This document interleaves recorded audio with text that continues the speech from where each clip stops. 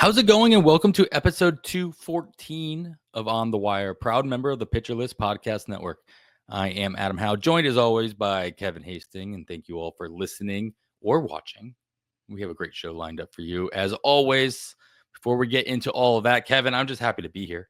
I'm happy to have electricity once again. For those tuning in live, you might see that we are recording this on a very late Saturday evening on the East Coast, post 10:30 p.m. Back to our old days, Kevin, when we were doing that on a regular basis. So nice to be back in that company.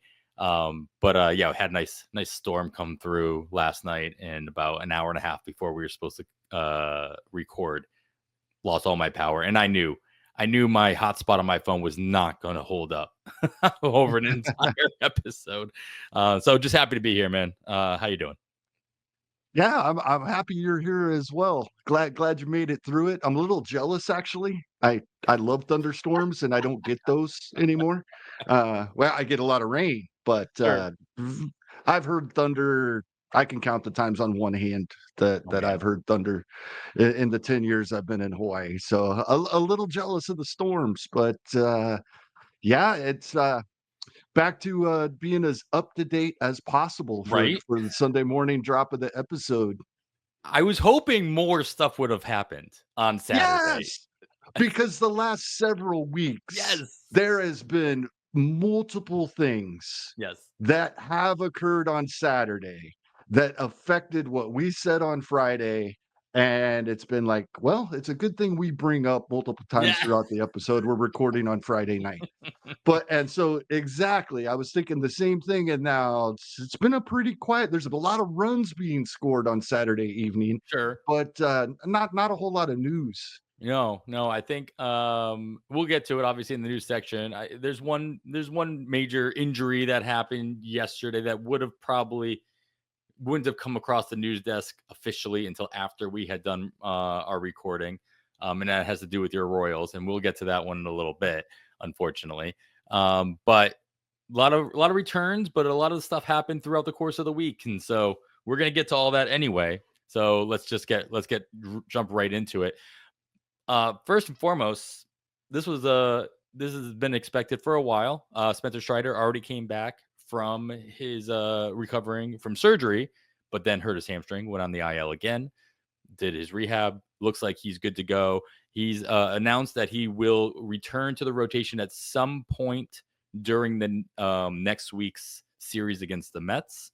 So that's either Monday, Tuesday, or Wednesday for Atlanta, and that the Atlanta organization will not be going to a six-man rotation due to various off days and scheduling and what have you. So to make room, they've already optioned Bryce Elder down to the minors with options to utilize. What I mean, that is got to be a sigh of relief to anybody who's like kind of holding on to Grant Holmes, and not only obviously Schoenbach wasn't going anywhere, but Smith Shawver as well as an option. What's your overall take on the Atlanta situation with Strider set to return? Yeah, with them already, um, that like you said, sending Bryce Elder down. I looks like they have to have Strider on Tuesday to me when I'm looking at things. So that's what I'm planning for, and I think anybody rostering Strider is going to go ahead and send him out there. You know, sometimes even with elite pitchers, we don't always do that, but he has been back recently, and then, like you said, Right. missed a little more time with the hamstring. So we have seen an outing from him at the major league level. So, yep, I would deploy him with confidence, I believe, this week. Yeah, it was got some different rumors from either beat writers or anybody following Atlanta, and didn't seem like Bryce Elder was the number one option to be optioned. But lo and Right. behold, nice to have some news of that nature to plan around. We don't always get that. Let's just take those when we get them and be happy about it. And then you can make those adjustments. Of course, Bryce Elder, even if, as Eddie says in the chat, he's been decent lately, not somebody I'm holding on to if he's, even in a 15-teamer if he's not actually on the roster. I can always grab him a little bit later if he ever gets called back up for in a pinch. Let's go. Let's stay in the Southeast here. Go down to the Rays. Earlier this week, Josh Lowe returned to the Rays lineup. And so, I mean, somebody has to lose out. So what have you seen as far as playing time and lineup construction with both Lowe and Lau back in the Rays lineup? Well, it's still kind of tough to see because we had Yandy Diaz on the restricted list for that Toronto series, and he's back in the DH spot. Josh Lowe DH'd his first game back on Thursday, but then has been in right field both Friday and Saturday, and that seems to coincide with Travis Jankowski going on the IL. So I think we're pretty set in Tampa, which is not what we can usually say about No. this lineup, but I think they've pretty much answered it for us here. Yeah, I was watching their game, or a little bit of their game earlier today, and Chandler Simpson had a little bit of a scare as he was. I know the guy's fast, but he was sent around third. They were already up 4-0. I think this was in like the 8th inning, and he was sent around third on a routine, like basically liner droop fly ball in front of the center fielder, and he wasn't running on contact. He was waiting to see if the ball would get caught. When he realized it wasn't going to get caught, then he ran to third. Third base coach sent him anyway, and he collides with the catcher at home plate, which in a very easy out play. Got a nice little bloody nose. He was on the ground for a while. That was going to be, a scary situation.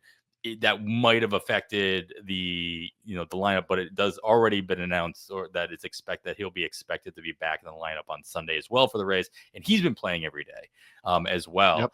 So Uncle Ted mentions, Cameron Meisner also, playing almost every day as well, regular playing time. So it is interesting to see the Rays be a team that we can feel comfortable predicting what a lineup is going to look like from time to time with regular playing time for multiple people. We couldn't say that in many situations over the last couple of years. All right, as we move on into the world of the Minnesota Twins, more pitching shakeups here. Simeon Woods Richardson, again, somewhat surprisingly, is the one you get optioned down to AAA. And the Twins have already announced Zebby Matthews will be called up to start on Sunday, making his 2025 debut for the Twins on Sunday. Of course, giving us a whole week of time to wait and see if he stays up for the entire week to then bid on him next week. Meanwhile, just throwing out there, David Festa, who Roster Resource had him penciled in at one point as an expected starter over the weekend. He has actually been off for a little bit of time with some, I think it was shoulder fatigue, and he was set to return to AAA rotation this weekend as we're recording. So a lot of young pitchers in Minnesota kind of being shuffled around. I know, we're big fans of David Festa. Are you still holding on to Festa at this point? Seeing that he was basically in line to start.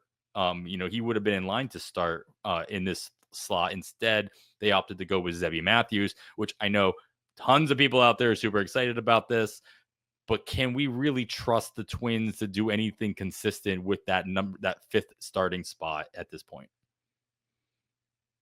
Well, no, I don't think we can. However, I think that if the 5 guys that we have in that rotation now, including Zebby Matthews, that we expect for this coming week, if they're healthy, I think this is going to be the rotation for a while. So I have held David Festa to this point. However, if I need the spot, I will now let him go. Fair. Yeah, especially with this, fatigue, supposed fatigue that he's been. Exactly. They probably want to see a couple of starts before they'd even consider bringing him up again. Mhm. And if Matthews performs as we hope he will, then it's going to take an injury, I think. So yeah, honestly, at this point, I'd expect Simeon with Richardson back up before David Festa comes back up, for all those same reasons as well. Let's move over to Los Angeles as the Dodgers, I would say, finally call up Dalton Rushing to make his debut. He made his debut earlier this week with scoring 3 runs and reaching base 3 times in his debut. Though Dave Roberts did mention he did not expect Rushing to be playing the outfield during this stint. That doesn't rule out outfield play in the future, the far future, or even short-term future if he were to get sent down and then called back up. And he doesn't expect him to be playing catcher that often as well, as I read 2 times a week is what we should expect. Again, doesn't rule him out from being the DH in a game here or there or getting some extra playing time. I just thought, on the surface, it was a little surprising to call up somebody who's like one of your top prospects, top hitting prospects, and basically announce he's only going to play 2 times a week on average. What kind of expectations do you have for Dalton Rushing? And how does he stack up against all of these other young prospect catchers that we've been talking about over the course of the entire season, between Cuero in Chicago, Drake Baldwin obviously in Atlanta, and a couple of handful of other ones that have come up throughout the course of the year. Yeah, this is an intriguing situation to me because, one, yes, I would think no matter what the Dodgers say, that you know, you don't want to go out and say, when you have a veteran like Michael Conforto who's been struggling, although showing some signs recently of coming out of that, hey, we have Dalton Rushing here now, and he's going to take your spot if you don't pick this up. They're not going to come out and say that. But I did think that had something to do with it. Mm-hmm. However, then when we hear about he is going to catch 2 days a week and they release their backup catcher, he is the backup catcher now. By default. They're not starting him at another position, even DH probably, possibly DH, but probably not, until they sign another catcher or bring another catcher up. He is the backup catcher. And when the first catcher is Will Smith, yeah, you're only playing 2 days a week. It's the writing's on the wall in that situation. Yeah. So if I mean, you have to take the manager's word at face value in situations where there's no other logical explanation. So that was a good way of breaking it down. Yeah. We've talked about this multiple times this season, and other times we talk about managers lie to us all the time, right? Or teams lie to us. But if a manager is telling us something we don't want to hear, that's when we absolutely have to believe it. Yeah. That's fair. All right, let's get into some. You know what? We're gonna save our team's news for the end, so we'll stay in Los Angeles here as Clayton Kershaw is officially returned to the roster for the Los Angeles Dodgers. With all of the bullpen games that they've been doing, with all of the shifting around between Kasperius going in and out of the rotation, Landon Knack coming up and down. Is Clayton? What are your expectations on this squad now for Clayton Kershaw? Mr. Dodger at this point. How do you see him fitting in? Yeah, unfortunately, I'm afraid this is going to be very similar to Justin Verlander in San Francisco, maybe even worse. Gave up 5 earned in 4 innings tonight. I haven't had a chance to look at StatCast or anything yet, but that's kind of what I expected. When his velocity's been down, he's still got the wicked breaking stuff last time we saw him, but definitely nothing close to what we are used to from Clayton Kershaw. So I'm kind of happy this happened because I have absolutely no interest on Sunday night. And if he went out there and shoved versus at least think about versus, even though it's the Angels, I would have been maybe. But I think his performance on Saturday is probably saving us from ourselves. Now, I guess on a non-fantasy level, is Clayton Rooting Kershaw for him. is what? I was absolutely rooting for him. Oh, yeah, oh, absolutely. That wasn't even the question. Yeah. The question is, Oh, I know. does Clayton Kershaw the type of player who's willing to move into a bullpen role, to take on a different role, or is it a, when the writing's on the wall that strongly, as Eddie's alluded to in here in the chat, it's like just hang up or do whatever he needs to do to help his team. What are your what do you think will end up happening before, say, the All-Star break? I don't know if it happens by the All-Star break, but absolutely, I think Clayton Kershaw is, in spite of all these guys are competitive and they think they can still do it. They think I, this next time out there, I got this. The competitiveness. But I think Kershaw is the type of guy that will step aside. It may not be a retirement. It may be oh, my arm's fatigued again. Or We ghost got IL the stint, yeah, or something, yeah. yeah, we'll hit the IL and then just kind of not come back. He's not the type of pitcher I I see having an advantage moving into the bullpen, There you go. right? Yeah. It's not that he just needs to go out there for an inning and be able to air it out. Now, sure, his his amazing slider and curveball probably would be a little better if he knows he's only throwing an inning or two, but it's not it in my mind. I don't think that shorter stints are what he needs at this point, unfortunately. Yeah, fair enough. Another return from the IL included Slade CECCONI. He came off the IL and returned or he joined the Cleveland rotation. Started here on Saturday, took the loss. Overall, though, not that bad of a line as I'm pulling up the box score here just to get exact numbers, but I do remember seeing just not getting a lot of run support here. 3 earned runs, 5 hits, 8 strikeouts though, and no walks in 5 innings of work. How much interest you have in Slade CECCONI based on that outing and being healthy going into now that he pitched on Saturday as opposed to Zebby Matthews, who doesn't pitch until Sunday. He will be available for us to be bidding on this weekend. Yeah, I have some interest here. Not a ton, but a little bit. At Detroit this week. Yes, Detroit's offense completely different than what we're used to when we say at Detroit, but at Detroit is still a nice ballpark to pitch in. Mhm. Love the fact that we get 8 strikeouts and 0 walks in a season debut.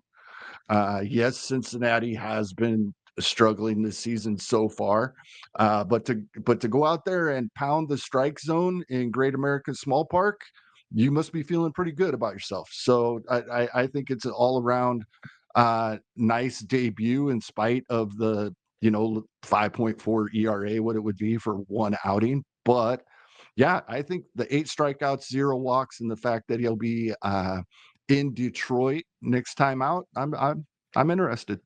Yeah, I mean, we talk about obviously, wanting to avoid Great America Small Park as general as a hitter friendly park, but you also have to have good hitters on the other Mhm. side of the ball to be afraid of. And Cincinnati does not have those at the moment. Very similarly to Colorado. So nice to see him do well there.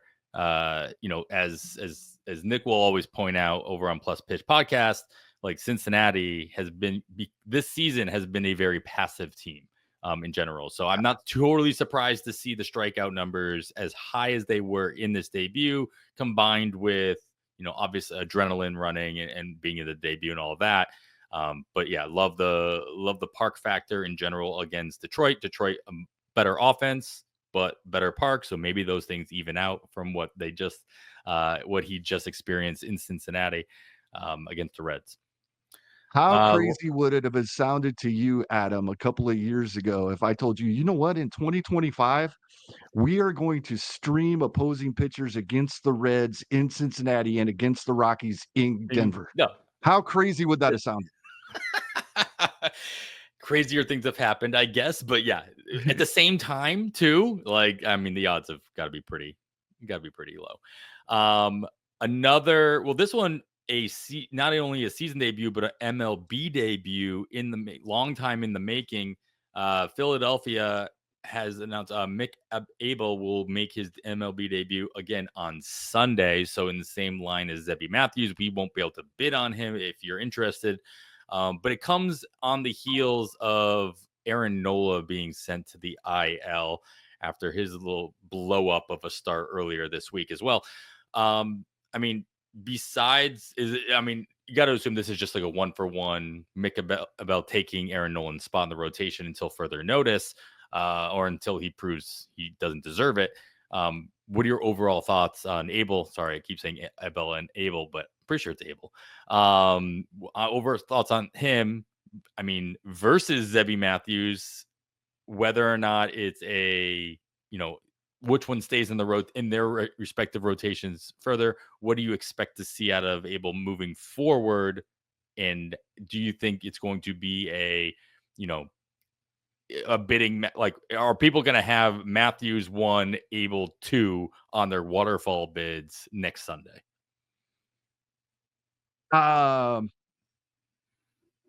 Maybe, right? Jason Martinez, roster resource on Fangraphs, he doesn't have Abel pitching after Sunday. Christopher Sanchez, Jesus Luzardo, Taijuan Walker, Ranger Suarez, Zach Wheeler, and then that's their 5. However, I would still take Zebby Matthews over Abel, even if I thought Abel was going to stick, even if I thought they were going to choose him over Taijuan Walker, if I thought they were going to go 6-man, I would choose Zebby, because the Phillies told us all offseason that they expect Andrew Painter in this rotation around July. And I'm still planning on that. And that's only a little over a month away. So we're not, even if Abel does stick, we may not see him for more than about a month. Yeah, because they have the other 5 healthy guys right now Yep. as well. They were already basically running a 6-man rotation Right. to an extent. So if they can afford it, you might as well stick with the 5. Fair enough. And it's nice to know that we'll have a whole week to figure that out for sure. And not have to make bids next Sunday. We'll talk about that next week. All right, Kevin, as I allude to a couple times, we got a couple of notes here on my Red Sox and on your Royals starting rotation. We're going to get to both of those right after this break. All right, we'll start with my Red Sox here, Kevin. We've got Tanner Houck, after kind of a roller coaster of the last few weeks, finally getting blown up quite a bit. I'm playing in my head-to-head league. I am currently winning ERA and WHIP with like a 5.6 ERA on my side, but I'm still winning it because the other team started off the week with Tanner Houck getting completely blown up. But he does officially get put on the IL with the right flexor pronate strain. Cooper Criswell returns to take his spot. And on top of that, Alex Cora says he expects Walker Buehler to start on Tuesday of next week as well. So with all these changes in the rotation, what do you see going on with my Red Sox rotation? And do you expect anything out of Cooper Criswell here, or anybody else to, Dobbins to continue his run in that spot, especially with Walker Buehler expected back soon? Yeah, I think that we'll see Dobbins to continue to get his starts at least this week, because Boston has a full schedule. Right. Right. And even though this means with Walker Buehler returning, they have a 6-man rotation. We just saw it with Houston. We've seen a couple other teams when they're going on these long stretches of games without a day off, they're going to a 6-man rotation. Shouldn't affect your starting pitch and how many games you play in a certain number of days. But it also does make sense to me for some reason. So I think that is what we'll see from your Red Sox, at least this week. Now, coming up forward, when we start seeing some off days, does Dobbins get bumped? Depends if everybody else stays healthy, number one, of course. But it's something we'll have to think about. But I think while they have this full schedule going on, it's probably this 6-man rotation. Yeah, of course, we saw the return of Lucas Giolito back as well. Brian Bellows been back for a little bit. He And so got blown up a little bit on Saturday as well, though, didn't he? he If I did, he I did, wanna but he say I didn't saw that earlier. he didn't really look that bad doing it. Okay, He that's had a good to lot know. he had a lot of things go right. Well, a lot of things go wrong. But he did it in the right way, or at least in the way you'd want to see him as he's making his way back in. So I'm confident in Giolito moving forward. He might not have a ton of smooth outings throughout the next couple of starts. But I did like a lot of what I saw, and what I also, leaned on Nick to tell me what he saw as well. So, Nice. um, but we'll see how that moves on forward when he starts his next game. That's a good point Next by Eddie in the chat as well. Cutter Crawford's getting close as well. It's true. So they've got a lot of moving parts here in this rotation. I mean, I think unless we see another, ghost IL stint by somebody, like if Lucas Giolito really isn't that ready and he goes back on, Walker Buehler, if he's, if they extend that for whatever reason, Dobbins is probably obviously the one to kind of lose out on that, unless again Crawford takes a little bit longer than expected as well. So still a lot of moving parts there, or a lot of options, a lot of depth in a way, not extremely good depth all the time, but depth nonetheless. All right, so the other rotation testing their depth right now are your Kansas City Royals, as they lose both Seth Lugo and Cole Reagans, both headed to the IL, or already sent to the IL officially, I guess, earlier today. In replacement, you have Noah Cameron replacing in the rotation, and then Evan Sisk called up in the corresponding move for those two guys. I don't know Sisk, to be honest with you, so happy to be informed on any interest that I should have in Evan Sisk. But with two openings in the rotation, Noah Cameron looked great today. Again, didn't get the win, I don't think, but still looked good with I'll let you read off the line if you have it. I don't have it in front of me, but I do remember seeing a pretty positive line in general. How else does the rotation in Kansas City looking for, at least for the next 15 days? Well, Noah Cameron had an amazing outing on Saturday. Gave up 1 run. It was a solo home run to Jordan Walker. Unfortunately, that's all St. Louis needed, and they Yeah. won the game 1-0. So he's given up 1 run in 2 outings, both going deep into the game. So Noah Cameron had, at least results-wise, has been there thus far, and he will absolutely be holding down one of these spots for a couple of weeks. I am not certain now um, of what they're going to do as soon as, I believe it's Tuesday coming up for Kansas City. No, Wednesday.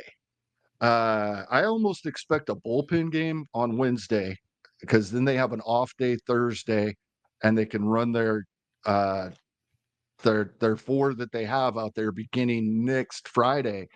So that can push this problem off almost a week to the following Tuesday, when they will need a 5th starter at this point.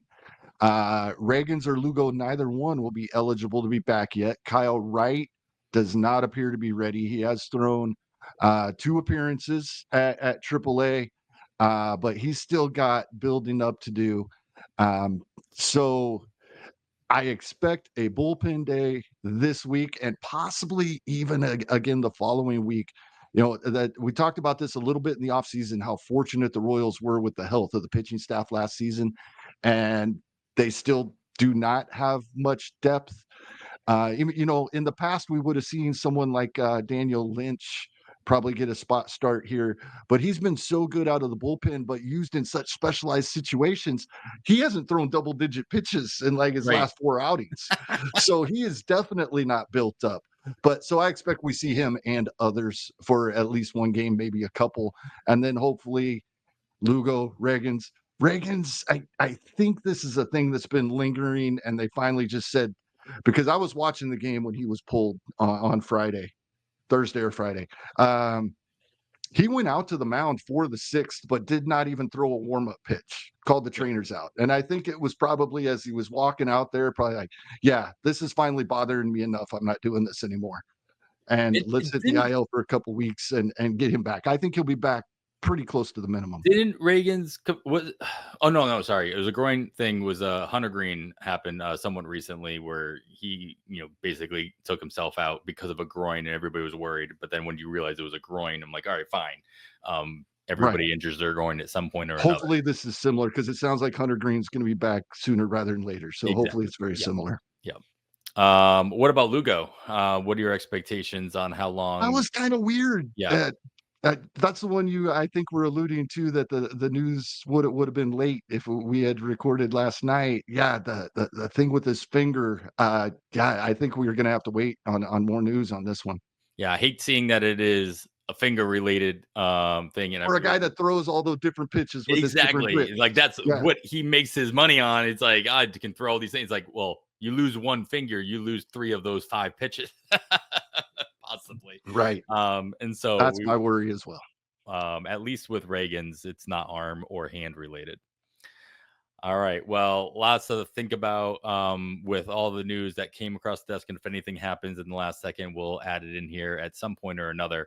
But let's get into actual recommendations. We did go over a bunch of news, and I will give my typically weekly plug to you should be listening to the First Pitch podcast to get all the other news that may not be FAAB related on a daily basis with Jake Crumpler and Trevor Huth.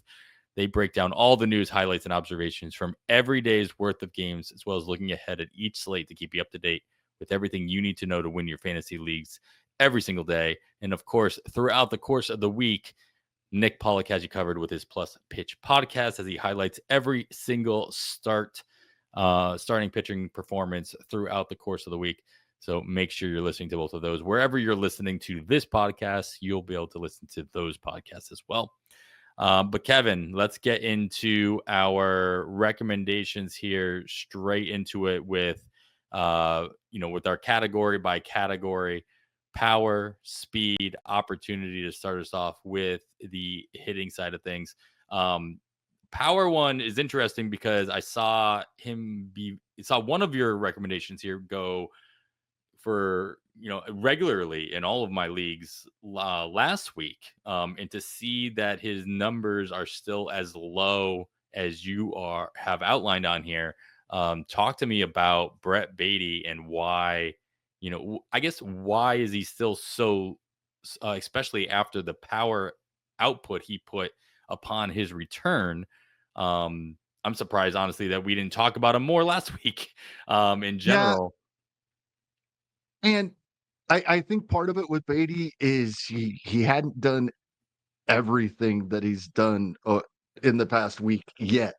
Last Sunday. Sure. Evidently not enough for 12-team managers. Sure. He is up to 86% in the NFBC main event, 15-team leagues, but only 18% in the $350 online championships, the 12-team leagues. The most intriguing thing for me isn't that 4 of his 5 home runs came in the last week or so. It's that he's getting the playing time. Mm-hmm. And I don't think that's a coincidence, right? We see this quite often with younger players, or at least we feel like we do. We think, yeah, let them get in a groove and we'll start to see something. I don't know if that's what we're seeing out of Brett Baty, but it's time for 12-team managers to take that chance, in my opinion. 6 straight starts versus right-handed pitching. Now, 2 of the 6 games the Mets play this week are versus lefties. Yeah. Hopefully that does a couple things. 1, keeps the price down a little bit. And 2, it gives us an opportunity when we should not probably put him in our lineups, but we should grab him and have him on our rosters to give it another week and see if we think this is real. And if so, then deploy him from there.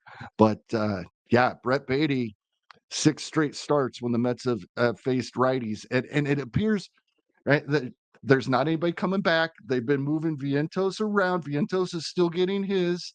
He's moving to DH some days, first base other days. Beatty is playing either second or third base every time they face a righty.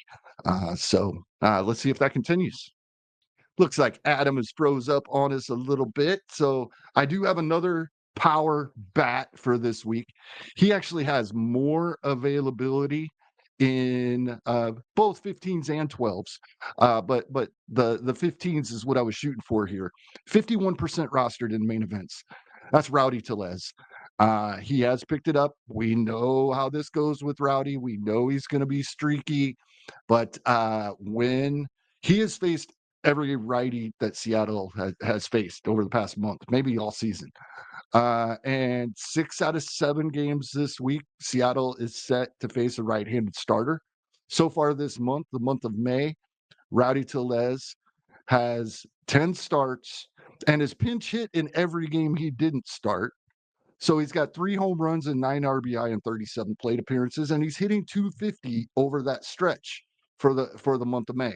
This is when Rowdy's going good, and with all the right-handed pitchers coming up this week, I don't expect him to slow down. So Rowdy Tellez available in half of 15s and 98% of 12s. Much better option for power this week. Above Brett Beatty. I like Brett Beatty. I want to see what he can do. I'm going to put bids in, but he probably will not be in my lineups this week. With just facing 2 right-handed pitchers for the first half of the week and 2 then over the weekend in NFBC formats. But this is the week to grab him. 1, he won't be available next week. 2, in the few leagues that he is, it'll be much more expensive if they have a bunch of games versus righties coming up. In speed. Now, speed, last week I didn't have much for anybody in power. This week I don't have much in speed, especially in the 15-team leagues. Harrison Bader has been running this season a little bit efficiently, let's say that. And Minnesota has a nice week coming up for him, and he's available in 12s. 84% of online championships, he is available, but he is 97% rostered in the 15s. It's a little early in the year. We've talked about this a few times throughout this season so far, because Adam and I both typically do like players that we can stream for stolen bases, even if they're not starters, right? These late inning pinch runners. That's hard to do on a weekly basis. And this early in the season, when we do not have a cushion in our power categories yet, our counting stats other than stolen bases that they may be lacking, right? Especially when they're not getting any at-bats at all. However, at the same time, I really wanted to recommend DAIRON BLANCO this week, and we talk about him multiple times throughout the season, and we will the rest of this season. The reason being, not for those pinch running. The Royals outfield has been horrendous at the plate this season, last season, and they need outfielders that can make something happen on the offense. And so I think we will see DAIRON BLANCO get starts, but versus lefties. And they don't have any lefties coming up this week. So I can't recommend him for this week. It's a little early in the season to be streaming just for stolen bases if guys aren't in the lineup. However, he's a guy that we will keep an eye on all season long. And if you know your league mates and you know he's somebody that's going to get picked up over the next couple of weeks, then yeah, if you got the room, go ahead and stash him, because I think he is going to get starts in the outfield versus lefties. Just Kansas City doesn't have any coming up for a while. Opportunity section. I'm going to start with just a little bit about the schedule. We have some nice schedules this week in Major League Baseball. Nearly half the league has a 7-game week, and none of them have 5. So we got a lot of baseball coming up this week. Baltimore, Boston, Cleveland, Detroit, the Athletics, Houston, Los Angeles Angels of Anaheim, Seattle, Philadelphia, Milwaukee, Pittsburgh, and Colorado all have 7-game weeks. Once again, nobody has 5. Coors Field, 7 home games. The Rockies are home for all 7 this week. 4 versus Philadelphia, 3 versus the New York Yankees. One other note on Colorado, they face 5 lefties this week. So they're at home at Coors all week, and they are set to face 5 lefties. Hopefully, we can find somebody that gives us an opportunity with that situation. Cincinnati away for 3 at Pittsburgh, and then back home for 3 versus the Cubs. And then Tampa Bay is back home for all 6 games they play this week, 3 versus Houston, 3 versus Toronto, and the Athletics are back home for 7, 4 versus the Angels, and 3 versus Philadelphia. Yes, Philadelphia. I talked about them earlier. They're 4 at Colorado and 4 at West Sacramento. It's a great week for Philadelphia bats. Unfortunately, there's not many of interest that have availability, but guys like Emmanuel Sosa, if the pitching matchups work out and he's going to get the starts, just anybody on Philadelphia, they are playing in nice ballparks this week. The one guy I did find in Colorado is Tyler Freeman. He may play all 5 of those games versus lefties this week. That's a name that we typically wouldn't even consider rostering. But if Colorado is going to have 5 games this week, all at Coors Field, I think we could do worse than sending Tyler Freeman out there. Still no Adam, but we're going to continue on here. We're going to hit the pitching categories right after we take this break. Welcome back. This is On the Wire, episode 214. I am Kevin Hasting. Adam having some technical difficulties. We're going to cruise right along here. We got wins and Ks this week. I did something interesting. I looked at who Roster Resource had as a projected starters for every game this upcoming week. So I listed every one of those pitchers and then looked at their availability in 15-team NFBC main events. That's 57 leagues for those that may not know. And over 2/3 of players are 90% rostered or higher. So we don't have, we literally don't have a lot of choices. Although we did find some for this week, both 15s and 12s. Wins and Ks here. I'm going to leave this guy to last because just in case Adam makes it back, I want to leave him for last because it started to allude to him earlier in the show, but I want to wait and see if Adam makes it back before we get to him. So I'm going to go with Will Warren. 100% rostered in main events, but only 61% rostered in 12s. And he gets versus Texas and at Colorado, that streaming at Coors Field we talked about a little earlier. Texas and Colorado are 20th and 29th respectively versus right-handed pitching, according to WRC Plus, during the month of May. So, Adam, welcome back. Here I am. I don't have to lose power in order to get booted off my own show. So once again, Awesome. well done, moving things along. And I did catch the last part about Will Warren, so that's awesome. And I skipped the first guy because I alluded to him earlier, Yeah. so I was saving him for last, just hoping that you make it back. So we will get to him. Yeah, Will Warren, and Eddie brings this up in the chat, the strikeouts, right? The strikeouts have been there the last 3 starts for Will Warren. In fact, I have that in the notes here, 24 strikeouts in his 17 innings pitched over the last 3 games. That is great. Another New York Yankee, Ryan Yarbrough. He went 5 in this last outing, and he's at Colorado. So, yeah, Adam, not only are we streaming pitchers at Colorado, it's Ryan Yarbrough. Right. I'm all about it.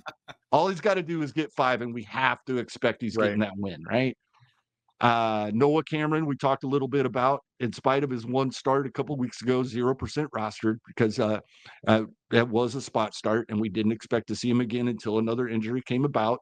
And we talked about how well he has performed in his 2 starts. We talked about Zebby Matthews. This is a good one, I think. Hayden BIRDSONG, I saw some things on Blue Sky today about Hayden Birdsong or Jordan Hicks was stretching with the relievers and Hayden Birdsong was not. And we've kind of seen the writing on the wall anyway here. Oh man. So if and I think there's a really good chance we're seeing this move made right now that Birdsong is taking Hicks's spot in the rotation. If that's the case, Hicks is up versus Kansas City this week, and the next week gets at Detroit and at Miami. Hayden Birdsong, in spite of being in the bullpen, is 84% rostered in 15s, only 47% in 12s. Anybody that believes in that post that I just talked about should be trying to add him and hope that he is available in their particular leagues. I like the entire Milwaukee Brewers rotation this week. They all have varying availability. Other than Freddie Peralta, he's not available anywhere. But everybody else has some availability out there. They're versus Baltimore and at Pittsburgh this week. All of their starters are right-handed starters. Baltimore and Pittsburgh, 19th and 28th, respectively, via WRC Plus in the month of May versus righties. Andrew Heaney, he gets Cincinnati. We talked about how bad Cincinnati has been. He's available in almost half with 12s, and usually with a number that high, I was expecting 100% rostership in the main event, but only 90. So always check, like you like to say, Adam. Mm-hmm. And now I'm going to go back to the first guy I had listed because I intentionally didn't bring his name up earlier when we were talking. Zebby Matthews, David Festa, right? Chris Paddack, I had noticed, was performing much better, and I think this is one of those situations where because of a couple of starts, and yes, a couple, I assumed that was continuing, right? And Ryan Bloomfield has brought this up for a couple of weeks, and then this week he posted that, Chris Paddack gave up 9 earned runs in his first start of the season. He's given up 12 combined in his next 8. That's really, really good. I didn't realize he'd been that good. I had taken note that Chris Paddack is much better, and I'm not the only one. If somebody has given up 12 earned runs in 8 consecutive starts, they're not available in over 20% of main event leagues. But he is, because people aren't noticing. Because he was so bad. And I said for a couple of starts, because even though he didn't give up the runs in his second start, he had like 1 or 2 strikeouts was all. So we were like, oh yeah, no Chris Paddack. He's not even striking anybody out. But he gets Cleveland, and then next week at Tampa and at Seattle. Cleveland's mid-pack, and both Tampa and Seattle are bottom third in the league versus righties during the month of May. So Chris Paddack should be able to continue the good work he's been doing pretty much ever since the calendar turned to April. And we just haven't taken notice because he was so bad for a start plus, I'll say, because that second start, like I said, results were okay. There just weren't any strikeouts. Mm-hmm. Yeah, just going back to the the whole Birdsong thing. Yeah, that schedule alone, obviously going to. I mean, Jason already has him as the number 5 starter in roster resource, so he's already expecting that move to be made. And to respond to Eddie, as far as who could be up next, he's alluded that Carson Weisenhunt maybe could be an option down the line. Just keep in mind, Weisenhunt's not on the 40-man roster currently, so there are a couple other options that they do have that could, at least come in for spot starts or to make as consideration. Keaton Wynn has had his experience in the past as well, as possibly Harrison coming back after, coming back from his own moving from the rotation from the bullpen. He's already on the roster, so I mean he could just be moving back into the rotation option as well. So I think there's a couple other options San Francisco has before they make that kind of a move to the 40-man roster. I agree. Excellent. There we go. So let's get into some options on the ratio side then, Kevin. I'm glad that you spend so much time on Chris Paddack and focus, because I already we're going live here on YouTube. And then when that ends up showing up on YouTube, Josh Berry, shout out to Josh Berry, who puts together our graphics, our overlays that you see is on here as well. But he also puts together a really quick like thumbnail image. He always asks me for 3 names that we're going to talk about. And I threw out, we were going to talk about Brett Beatty. We were going to talk about Tyler Freeman, that I'm sure you talked about while I wasn't around. I did, yes. And then I mentioned the only picture I gave him was Chris Paddack, and so he should be front and center on that image as well. So ratios though, what other options do we have going now? This is nice too, because we're going into Sunday. We know what the usage is on Saturday, so you can kind of fine tune that a little bit more. As we always say, like, if you're going to make a dent on ratios, you want to make sure you're in line to get as many innings as possible out of those ratio pitchers. So who might you be looking at in that rotation this week? Yeah, the name I want to highlight this week, and as has become my usual, I'm going to quote Pitcher List Rick Graham and his weekly holds article that comes out on each Thursday. Louis Varland, right, has earned a setup role in the Twins bullpen, and more importantly, the stuff is backing up the results. Sitting at 98.1, now that he is working in short stints, he's been able to hold down a 24.4% K minus walk and 2.11 xFIP, with also positive stuff plus numbers and PLV numbers. So I'm all about Louis Varland going forward, adding him to my waterfalls each week when I'm looking for guys like this that can help our ratios. Love that he's in high leverage situations, getting holds. That means we can snag the win or the save possibly from time to time. But yeah, definitely adding Louis Varland to my list. Yeah, And I believe Rick moved him up like 9 spots to just outside the top 10 of his holds list. Okay, there we go. Louis Varland, of course, darling of a lot of my drafts last year. Obviously, Right. didn't work out the way we were all or some of us were expecting or hoping. But he really seems to have taken to this transition into a high leverage bullpen situation. Not expecting saves out of him with the likes of Griffin Jackson, Jaron Duran, as Jan Duran, excuse me, there, but you don't need that for what we're talking about right now. You just need to know that they're going to be put into difficult situations. Holds are great. If you're being put into hold situations, it's because you're keeping your ratios in check. So you can take advantage of, even though we're not playing in a hold league, where playing in a league where holds still dictate, they're not quite a 1-to-1, but they still dictate whether or not you probably are going to be able to put up straight, 0 ratios in most situations. So good call out there. But we do need saves, Kevin. And so what saves opportunities are you either stashing or looking at a transition to be imminent that you might be pulling in if they're available? Yeah, I think most of we had quite a bit going on with the back end of bullpens over the last couple of weeks. We've talked about several teams. Some of those we think are straightened out. Some of them probably still up in the air, but a new situation due to poor performance, in spite of getting saves on Thursday and Friday of this week, we've seen a big drop in velocity from Raisel Iglesias, and there's some people worried that there could be issues coming. And he hadn't been very good up until the end of this week either. And Pierce Johnson has made his way into the setup role for Atlanta and appears to be next in line. There's been several times over the past few seasons where we thought Pierce Johnson might get this chance. So he's a well-known name for this category.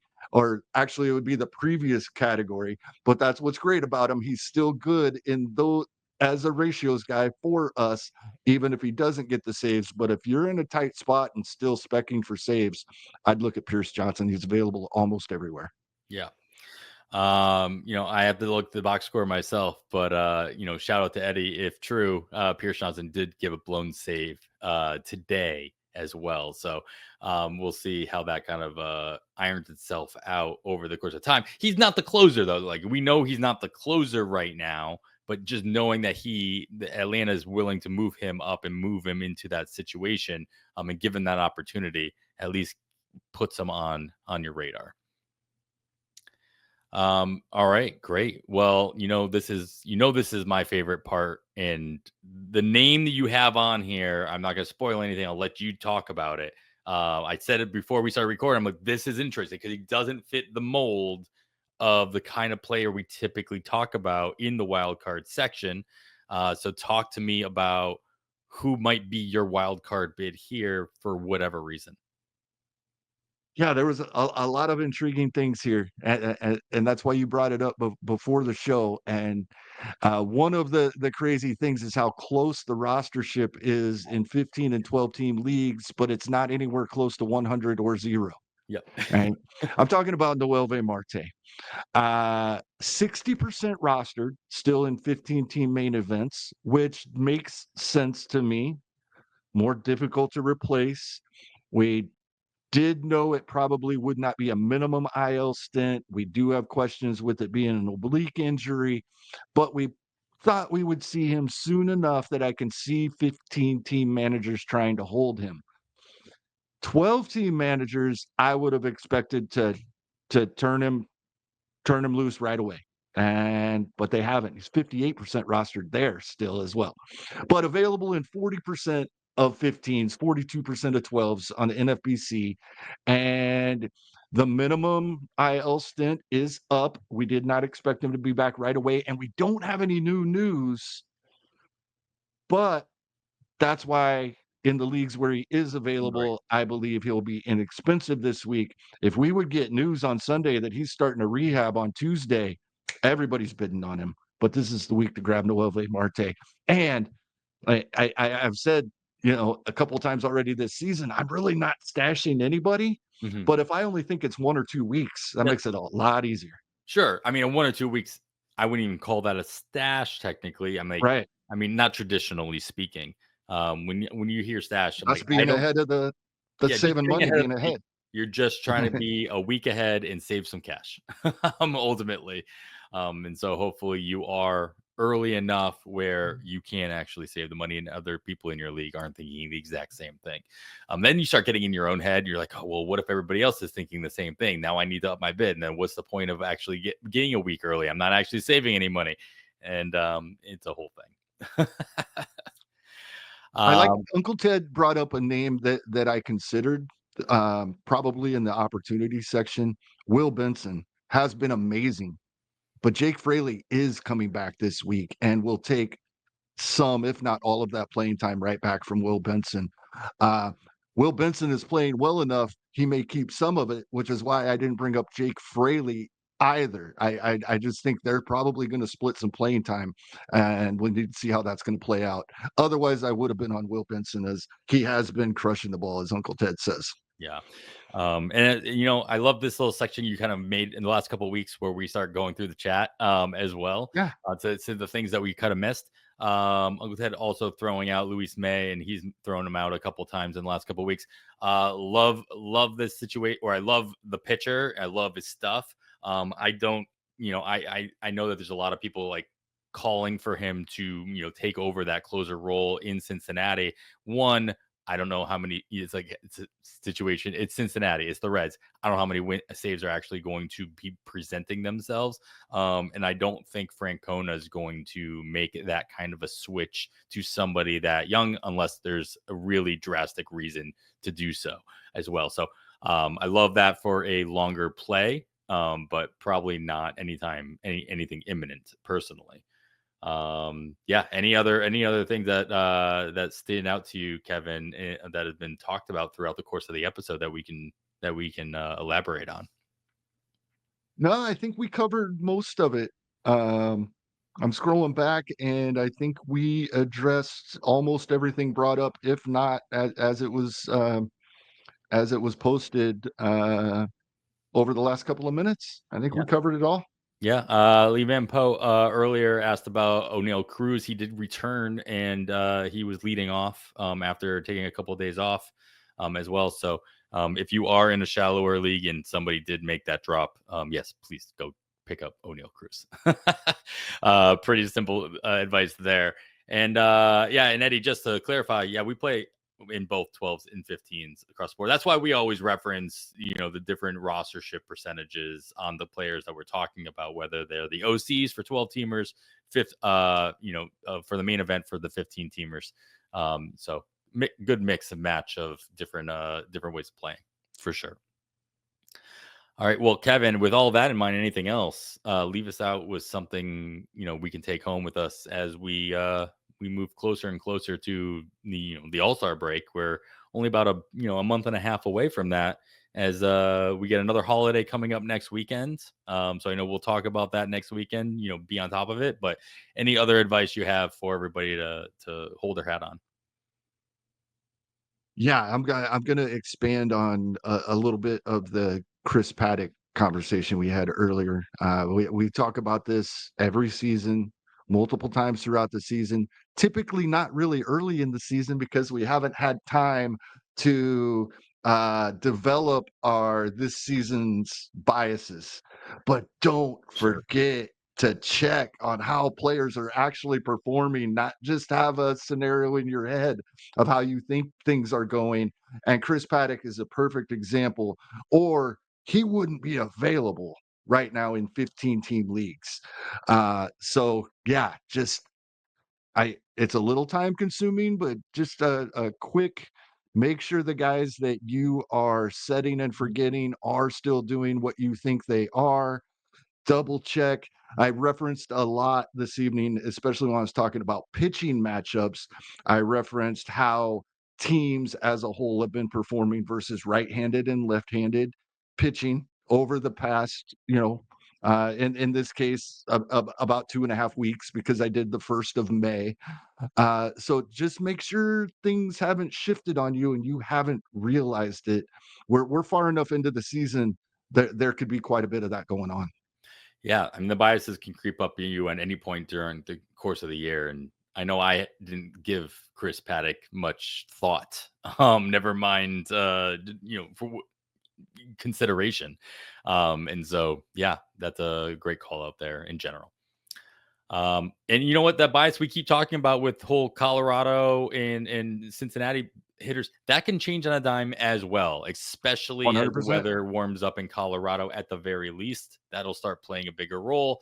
So, just because we keep talking about it every week in, week out, we want to make sure we're on top of that so that we're not, giving out that same kind of advice just based on what we've seen in the first month of the season as well. Yeah, and I don't have numbers for this, but it sure seems to me that as the calendar turns to June and definitely July, the wind blows out at Wrigley a lot more often than it does early in the season. There you go. Less friendly for the other half. Yeah. All right. Well, with that, all of that, that's going to close it up for episode 214 of On the Wire. I am Adam Howe on behalf of Kevin Hasting. Thanks for listening, and we bid you goodbye.